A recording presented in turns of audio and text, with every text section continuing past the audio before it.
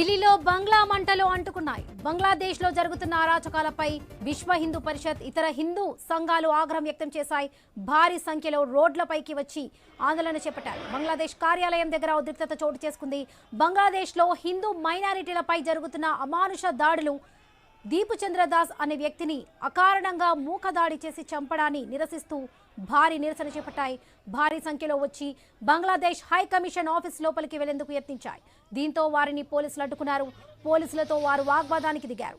బంగ్లాదేశ్లో హిందువుల ప్రాణాలకు రక్షణ లేకుండా పోయిందని, అక్కడి ప్రభుత్వం దాడులను అరికట్టడంలో పూర్తిగా విఫలమైందని ఆందోళనకారులు మండిపడ్డారు. దీపు చంద్రదాస్ హత్యకు కారణమైన వారిని కఠినంగా శిక్షించాలని, హిందూ సమాజానికి భద్రత కల్పించాలని వారు డిమాండ్ చేస్తున్నారు.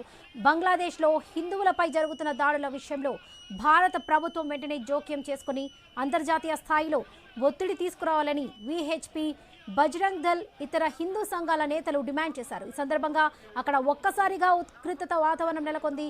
దీంతో అప్రమత్తమైన పోలీసులు అసలు వారిని చెదరగొట్టేందుకు లాఠీచార్జ్ చేయాల్సి వచ్చింది.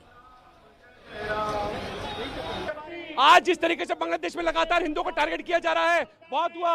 आज जिस तरीके से बांग्लादेश खत्म हो चुका है ना, वैसे बांग्लादेश को भी खत्म कर देंगे। पाकिस्तान में घुसकर हमारी भारतीय सेना ने एयरबेस को उड़ा दिया था। चाहे पाकिस्तान बांग्लादेश को उड़ाना पड़े, चाहे पाकिस्तान को उड़ाना पड़े, हिंदुओं पर अत्याचार अगर नहीं बंद हुआ तो लट से लट बजा देंगे।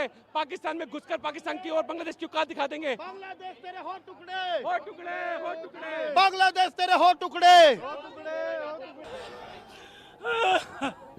हिंदुओं का मारा जा रहा है। ये देश राम का है, ये देश कृष्ण का है।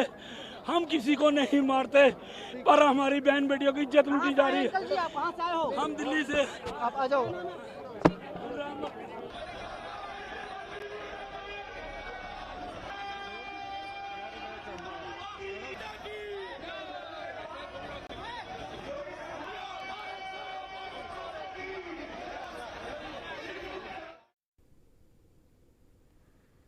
రైట్, ఢిల్లీలో బంగ్లా మంటలు అంటుకున్నాయి. బంగ్లాదేశ్ జరుగుతున్న అరాచకాలపై విశ్వ హిందూ పరిషత్, ఇతర హిందూ సంఘాలు ఆగ్రహం వ్యక్తం చేస్తున్నారు. రైట్, ఇదే విషయానికి సంబంధించి మనతో మాట్లాడటానికి రాజకీయ విశ్లేషకులు పెంటపాటి పుల్లారావు గారు ఉన్నారు. నమస్తే అండి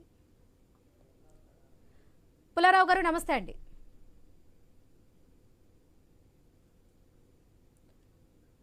ఎస్ పుల్లారావు గారు, నమస్తే అండి. బంగ్లాదేశ్ లో హిందువులపై దాడులు పరాకాష్ఠకు చేరుకున్నాయి. వారికి సంఘీభావంగా ఢిల్లీలో హిందూ సంఘాలు బంగ్లాదేశ్ హై కమిషన్ దగ్గర ధర్నా చేస్తున్నారు. ఈ పరిణామాలను ఎలా చూడవచ్చంటారు? ఇది కొత్త కాదు.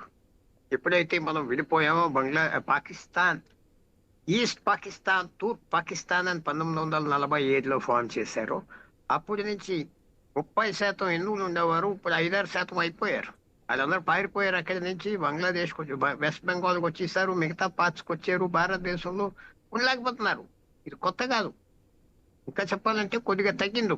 భయపడుతున్నారు. వీడియోలు మీడియా అన్ని కవర్ అవుతున్నాయి, గొడవలు అవుతున్నాయని. ఇంకా చాలా ఘోరంగా ఉండేది తగ్గింది.